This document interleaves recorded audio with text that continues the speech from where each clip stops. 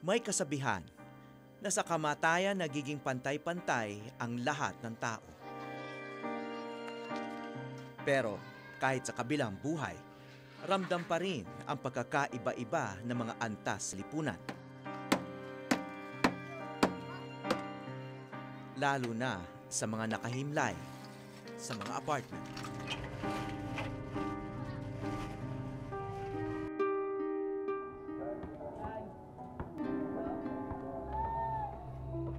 Araw-araw may namamatay at may inililibing.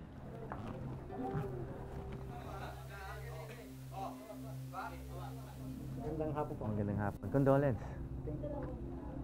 Dito sa Navotas City Public Cemetery, naabutan namin ng isang patay na inihahatid ng kanyang mga mahal sa buhay.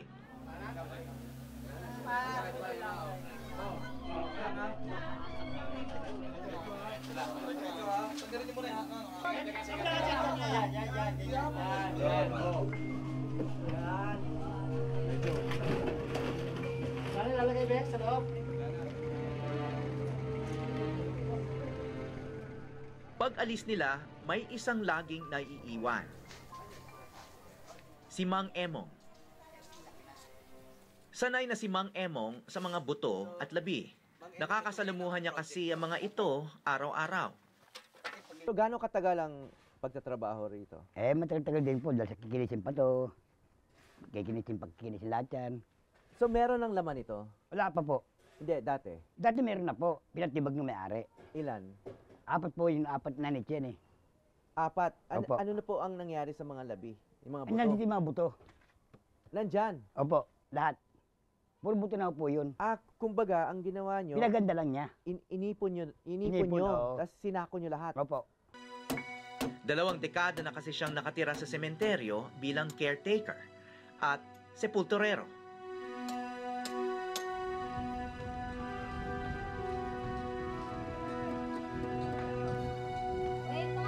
Pero hindi lang si Mang Emong ang sanay sa mga patay. May halos 100 pamilyang nakatira rito sa gilid ng sementeryo.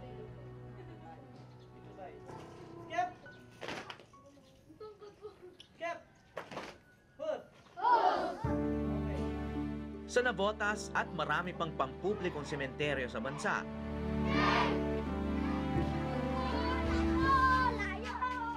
buhay na buhay ang mundo ng mga patay. Ilang taon sila nandito sa malaking espasyo? Hanggang sa 5 years. 5 taon lang? Opo. Okay. Ito ba yung tinatawag na apartment? Hindi po, sarili po yan.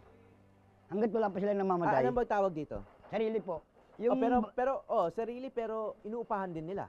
Opo, binabayaran ng Binabayaran pinaka. to. Upa. Opo. Sa maliit nitong sulok ng lungsod, makikita natin ang iba't ibang antas ng lipunan. May nakalibing sa mansyon. May pang middle class, ika nga. At ang pinakamaliit, mga itinuturing na apartment na inuupahan lamang hanggang 5 taon. Kulang na ang pwesto rito para sa mga bagong patay. Kaya pagdating ng ika-5 taon, kailangan ng tanggalin o mahatulan ang laman nito. Kailangang ibakante ang bawat apartment para sa iba. At yan ang gagawin ni Mang Emong ngayong araw.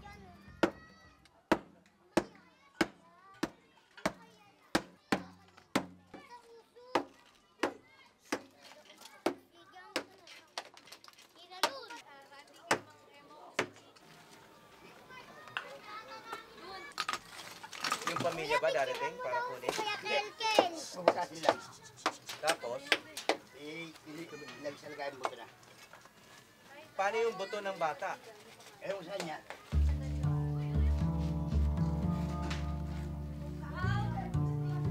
Sa isang sako lang ng semento, inilalagay ang mga buto. Yung nakalibing dito, bata, no? Batang Oo. lalaki, 4 na taon. Ito nga, ang pangalan niya, ano? Adrian La Peña. Lapin niya. Kawawa naman ang mga magulang nito. Ganun talaga po. Yan ang bungo. Oo po. 5 taon lang yan. Sa apartment, 5 taon lang. Nakatulan na. Hindi kaya mas mainam kung parang na-bless na sako o yung parang magandang sako. Hindi, kahit anong sako nilagay na. Kahit anong sako Oo. lang. Kayo ba yung naniniwala kayo sa multo? Hindi. Matakot ka sa buhay, huwag sa patay. Pati kinukuha yung mga damit dahil sa mga bata lang, maliit lang mabuto niya, ganun lang kaliit niyan eh. Para ang buto ng manok lang. Ang buto ng mga bata, malambot lang. Dito dumatanda, malaki.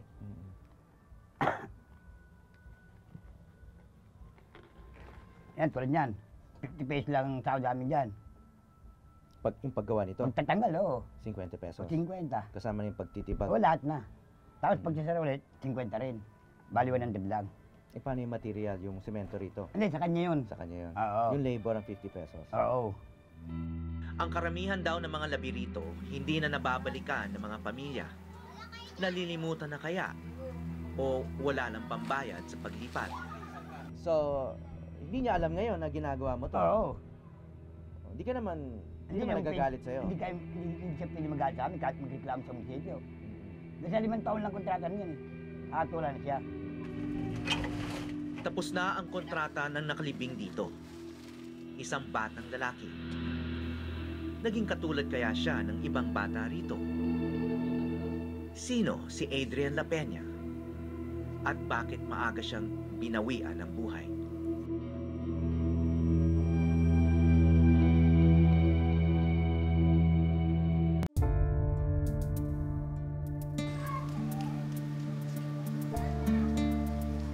Isang bakod lang ang pagitan ng Navotas City Public Cemetery sa Immaculate Gardens Memorial Park, isang pribadong sementeryo.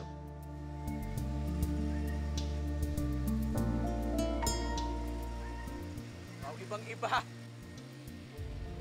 Dito maayos, permanente yung mga libingan. Mas mahal siyempre yung bayad.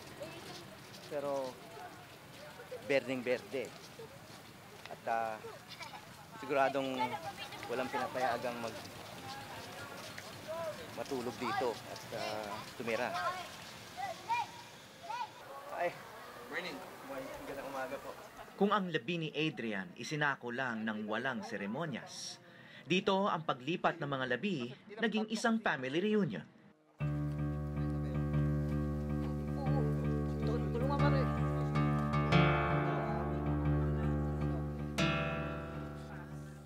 So, bakit ipinagsama sila sa isang libingan? Sa family kasi, more on peace of mind ng mga naiwan.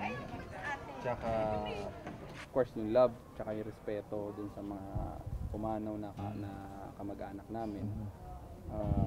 Para sa amin naman, yung bang matutulog ka sa gabi, na naiisip mo at alam mo sa sarili mo na yung mga departed loved ones nyo, nasa mabuting, not unlike sa kabila, na medyo hindi maganda yung environment.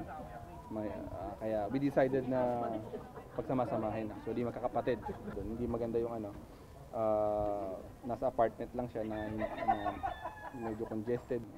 So dito kasi it's more private. Sa kabilang bakod naman, ibang-iba ang kapalaran ng mga yumao.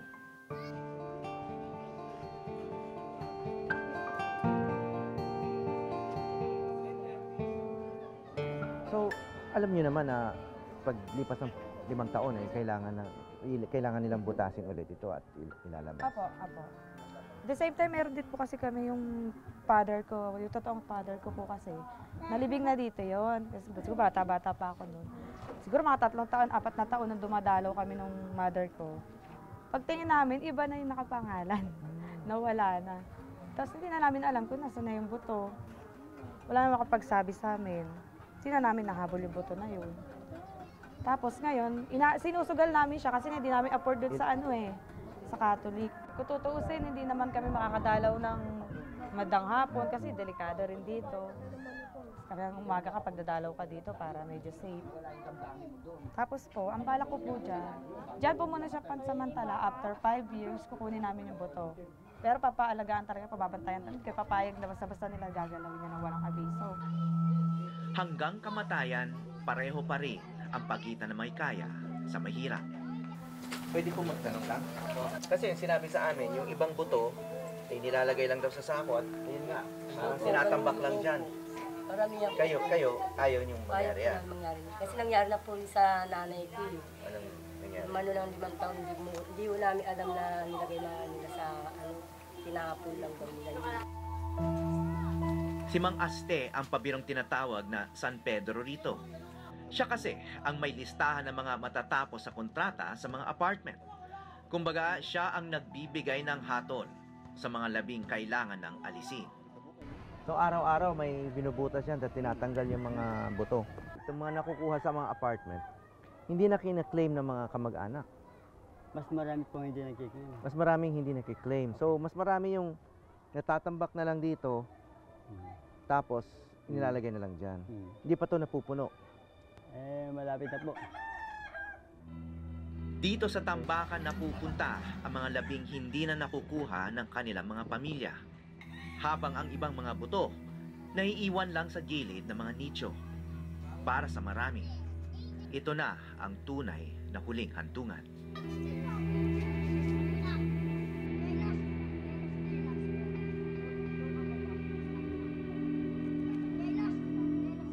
Walang eksaktong bilang kung ilan ang mga labi na hindi nababalikan.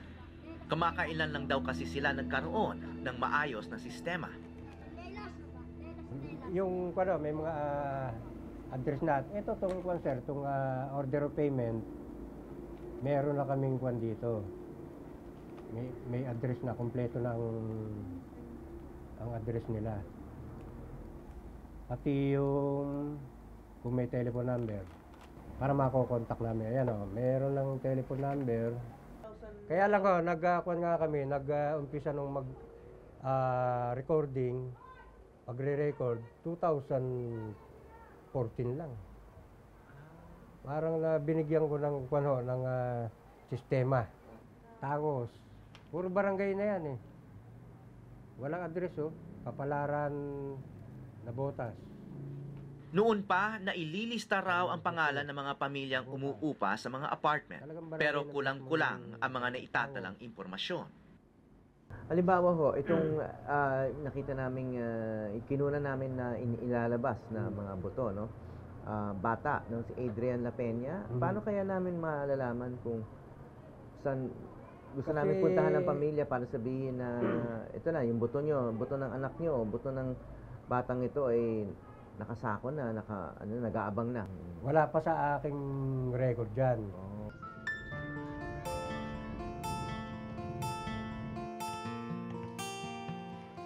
Nailibing si Adrian dito bago pa nagkasistema, kaya walang nakalagay na address. Nasaan na kaya ang pamilya ni Adrian?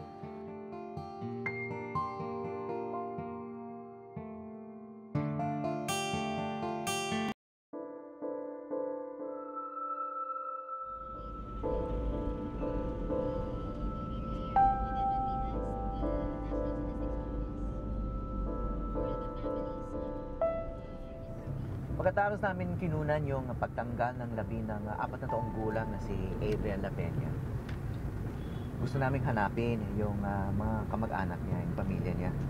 Kaya tinanong namin sa Philippine Statistics Authority, sa Civil Registration Services, kung mahanap nila yung death certificate at doon nga nila nakita yung address ng kanyang pamilya. Tumungo kami sa dagat-dagatan sa may boundary ng Caloocan at Navotas. Malapit lang ito sa sementeryo kung saan inilibing si Adrian.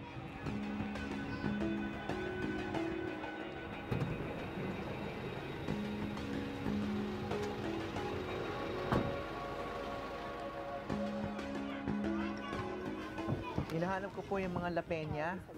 Sorry, hindi ko gaano kilala yun eh. La Peña. Peña. Okay, pero ito po yung Block 25. Oo, Block 25 na to. Okay. Hi. Pwede magtanong? Alam mo ba tong address na to? Death certificate. Hindi, itong Phase 2, Area 1, Block 25.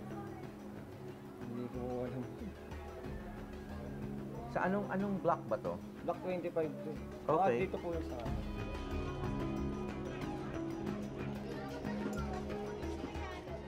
Kasi ito po yung address na hinahanap namin, itong pamilya na ni Adrian La Peña. Opo. Kilala niyo ba sila? Dati kasi dito sila nakatira. Dati. Buhay pa si Adrian noon. Opo, naalala... buhay pa. Hanggat namatay, nandirito sila. Papunta na kami sa bahay ng pamilya ni Adrian na makasalubong namin ang kanyang ina. Ay! Magandang hapon po. Kayo po yung ina ni Adrian La Peña. Ako po si Howie Severino. Kaya tinanong namin yung mga tao doon, alam na ba ng mga kamag-anak nitong batang to na natatanggalin yung mga buto? Sabi nila ay wala kaming contact. Ganun. Kaya kami nilang naghanap ng paraan para masabihan kayo kasi mukhang siguro hindi niyo na rin alam, no? Na gano'n ang... Kasi yung tatlong asawa, ano po lagi po kasi baha. Laging baha doon? Opo, kaya nahirapan po siya. Kasi kasama po yung dalawang anak ko. Kaya sabi ko, wag na lang po isama. Kasi nahirapan ka lang.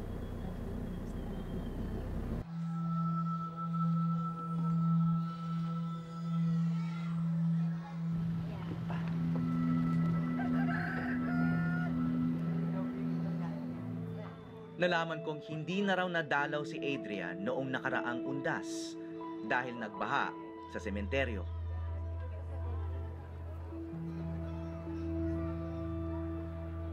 Gandang hapon po. Howie. Ang kanyang lola pala ang mas nag-alaga kay Adrian dahil mas madalas siya sa bahay. Kumusta naman siya bilang bata? Naghirap po siya ng gusto, sir. Naghirap siya? Opo, kasi nung 3 days niya na ipinanganak, nagkasakit nga po siya. Ang sanggol pa lang? Opo. Ngayon, dinala namin dito sa Tondo Hospital. 1 buwan siyang nalagak niyan, sir. Kaya sobra-sobra yung hirap niya. Ganon din kami dahil siyempre pag nagpa-hospital ka talagang gastos talaga. Hanggang sa nabaon talaga kami sa utang, sir. 5-6, bali sa opisina. Ganon ang ginawa ng asawa ko para lang maitawid. Nag-50-50 na nga po siya, sir. Sinabi naman nila noon, sir, na 5 years nga ang kontrata. Wala din, hindi rin naman nila ipinaalam na tapos na yung kaya hindi naman namin akalain na na kasi nung nakaraang taon naman na pumunta yung anak ko, mayroon pa rin naman.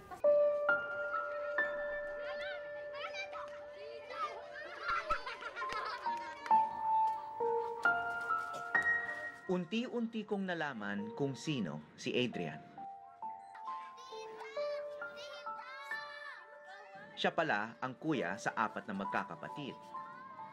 Pero dahil may kapansanan, hindi na raw siya lumaki at hindi na natutong magsalita. Sa loob ng kanilang payak na tahanan, wala ni isang litrato si Adrian noong buhay pa siya. Sa kabila ng kahirapan, hindi nagkulang ang pamilya sa pag-aaruga. Ilang beses na siyang na-hospital, sir, pero talagang lumalaban sa sir. Kahit gano'n naman po siya, sir, minahal talaga yung asawa ko kahit hindi niya apo, sir. Minahal talaga ng todo ng asawa ko. Kaya noong namatay siya talagang halos hindi ko rin matanggap, sir, dahil kahit gano'n naalagain siya, yung nalilibang din kami kasi kahit ngiti lang niya, okay na lang din sa amin. Hindi na sa dagat-dagatan nakatira ang pamilya La Peña. Tulad na lang ni Adrian na na-evict sa kanyang pwesto. Pinaalis din ang kanyang pamilya sa luma nilang tirahan. Hindi na raw kasi nilang kaya magbayad ng upa. Nakatira na sila ngayon sa tabi ng ilog Balot. Hindi man nila kayang bawiin ang dati nilang tirahan. Hindi pa huli ang lahat para mabawi ang labi ni Adrian.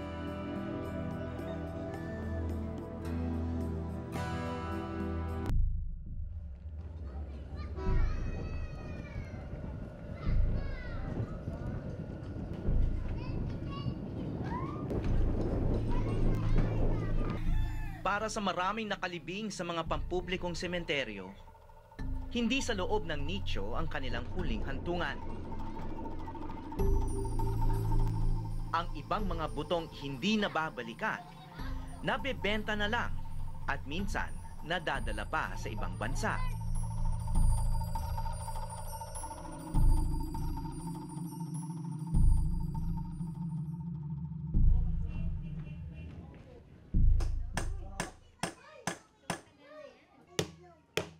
Pero mas madalas nagagamit ang mga buto sa Pilipinas. Ayon ito sa ilang sepulturero mula sa isang malaking sementeryo sa Maynila. Yung mga ipin lang po yung mga nag-aaral ng dentista sa UE, sa Sampaloc, Manila po. Yun lang po yung alam kong binibili rito eh. Nung minsan, nangangailangan sa tuhod. Ginagawa ko nilang minsan anting-anting.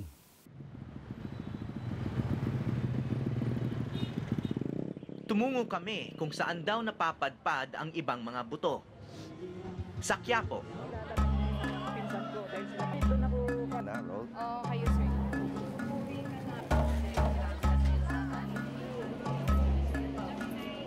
Ako po si Howie Severino. Ay, may ginagawa po kaming istorya tungkol sa mga agimat, yung tinatawag yung tuay. Meron daw dito? Meron po. Kaya lang by order po. So ano po yun? Ano pa yung Sa binibenta? tuhod po. Yung sa tuhod. Tapos anong ginagawa doon sa tuhod? Naano lang mo sa akin, yung ino-order lang mo. So saan naman nanggagaling po yung mga tuhod? Binibili ko din po yun. Kayo rin mismo yung bumibili? Opo. Saan nyo binibili? Sa mga kakilala ko lang din po. Sa mga sementeryo? Opo. Mukha lang siyang mga bato, pero galing sa tuhod ng tao. At hinahanap daw to ng mga sundalo at pulis bilang mga agimat. Tsaka binibili lang to sa mga sementeryo pero mahal pagdating dito sa Quiapo.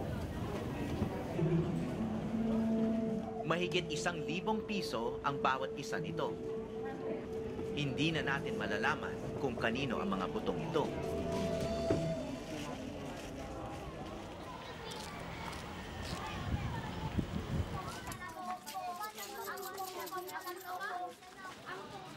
Araw ng linggo nang sunduin namin ang pamilya La Peña para balikan si Adrian. Kayo po si ate. Hi, good afternoon, sir. Ani Adrian. Kuya, dito na lang kayo para... Why you're sitting on the next? But get him out of the way.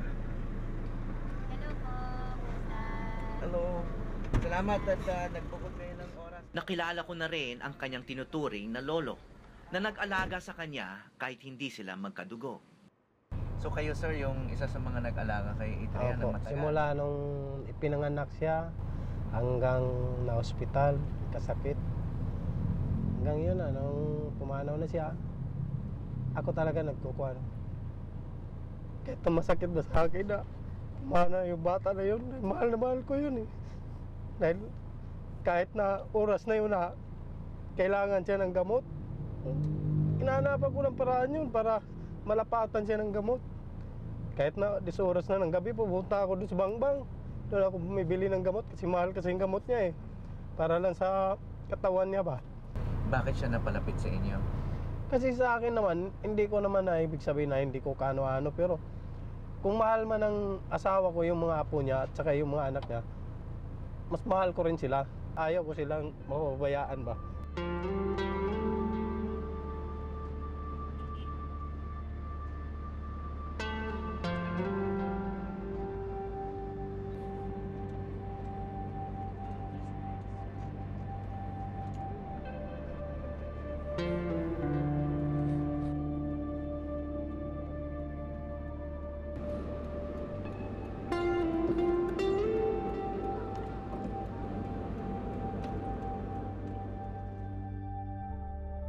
Okay, let's go.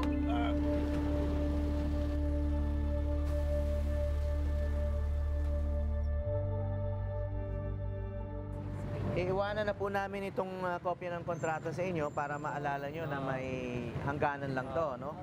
At yung original nasa inyo, nasa files nyo, no? So 2015 ngayon, Enero pa. Pagdating ng Enero 2020, medyo matagal-tagal pa pero mabilis nga ang panahon, ano? Kaya ayun. I-renew niya. Pero at least Renewable na yan eh. Oo. Oh, yun, hindi na kailangang ilipat. Hindi na po. Kasi sa susunod, pagbalik nyo rito, may makikita na kayong blackboard na malaki rito. Nakalagay na yung mga pangalan ng, ito, mag-expire. Ngayon. Yan ang gagawin ko sir eh. Yun, di ba? May sistema na ngayon si OIC. Si Mang Emong na nag-alis sa labi ni Adrian, ang siya ring maglalagay nito sa bagong hantungan. Okay na.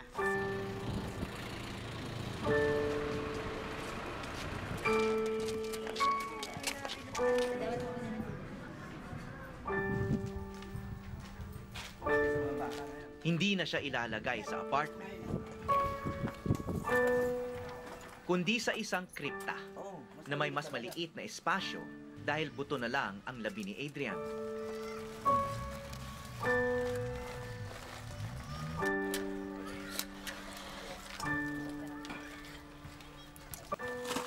Hindi na raw siya tatanggalin dito basta magbayad ang pamilya kada 5 taon.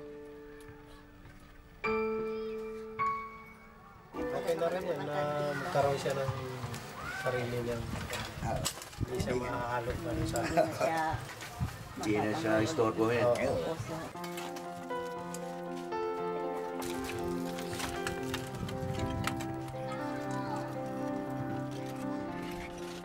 Wala na sigurong mas masakit pa na maunahan ng anak ang sarili niyang magulang. Muntik pang mawala ang labi ni Adrian.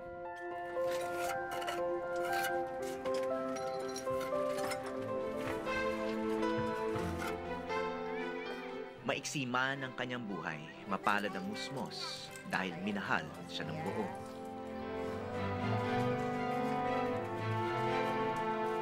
At sana ngayon, payapa na si Adrian sa kanyang huling hantungan.